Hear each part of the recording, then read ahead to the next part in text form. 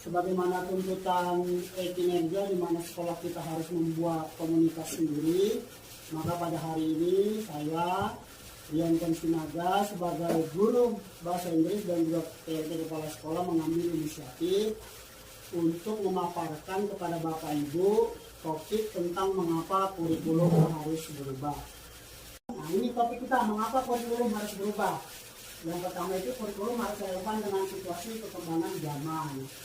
Teknologi ya Bapak Ibu, yang dua pasti itu teknologi. Kemudian karakteristik usia masyarakat berbeda, siswa kita ini berbeda dengan kawan-kawan yang ada di sini. Kita ini di daerah pedalaman. Kemudian isu-isu kekinian, perubahan iklim, kerawanan pangan, ledakan penduduk, emisi karbon dan lain sebagainya yang ada di titik-titik yang Bapak Ibu bisa lihat. Kemudian dalam kurikulum kita sendiri itu ada tujuan, konten, dan metode atau cara dan evaluasi. Kita masing-masing mengambil keempat komponen ini harus ada di kurikulum ya. Harus ada tujuan, harus ada konten, materi, kemudian harus dalam menyampaikan konten itu harus punya metode. Bapak ini punya materi masing-masing.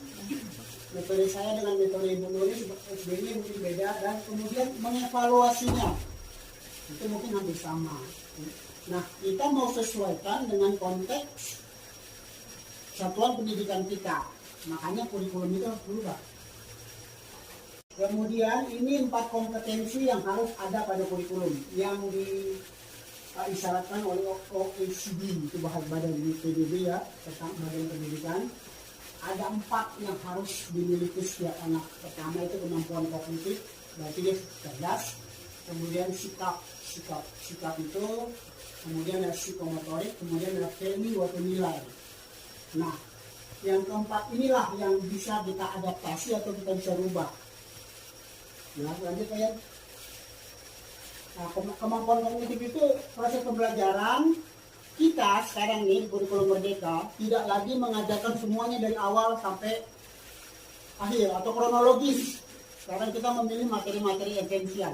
Nah, jadi guru tidak perlu mengajar terlalu terinci, mengajar detail-detail. Detail-detail itu kita serahkan kepada anak.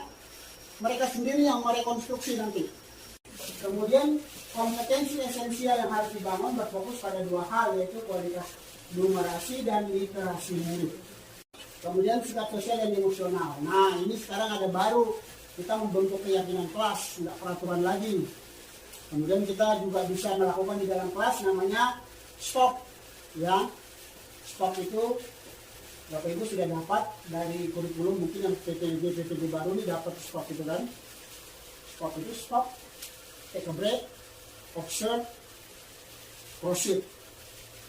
Stop dulu, kalau mau marah stop dulu. Kemudian tarik nafas, take a break. Ya, kemudian observe, amati, bukan murid yang diamati, kita juga diamati. Mungkin kita marah karena istri kita tadi lupa belanja makanan kesukaan kita, atau suami kita minta dilayanin bajunya gitu ya. Kemudian yang terakhir itu proceed, baru lanjut.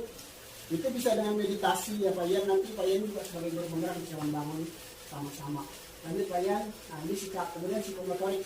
Kecerdasan psikomotorik terkait dengan kecerdasan murid dalam olahraga dan seni. Jadi selama ini psikomotorik itu dianggap cuma olahraga, tapi sebenarnya seni juga, karena ada orang yang tangannya itu memang luar biasa terampil ya.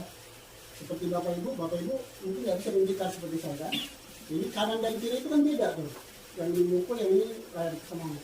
Atau di piano, atau yang olahraga Pak Ian juga tahu itu. Pasti ada murid yang dikasih beban yang sama tapi hasilnya berbeda.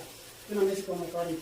Kemudian yang keempat, lanjut Pak Ian, yang keempat, value nilai. Nah, nilai ini kita akan berfokus pada proyek profil pelajar Pancasila.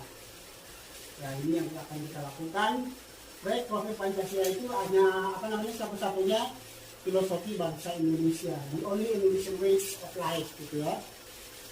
Cuman itu, jadi kita kesimpulan kurikulum bersifat dinamis, dia harus relevan dan dapat menjawab tuntutan zaman. Pemerintah menetapkan perubahan kurikulum, tetapi guru dan murid harus beradaptasi. Jadi meskipun pemerintah bilang K13 kurikulum Merdeka, tapi kita tetap sesuaikan di lingkup satuan pendidikan kita, karena kita memiliki murid yang punya minat dan karakteristik yang berbeda.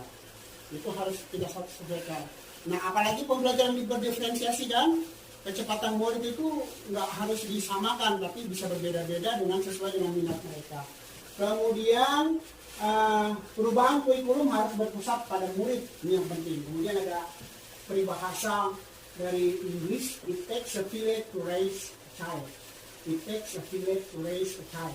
Perlu seluruh masyarakat untuk membangun karakter anak. Jadi dalam satuan pendidikan kita, bukan kita cuma guru dan murid, tapi juga perlu komite seperti Pak Bagja, perlu orang tua dilibatkan.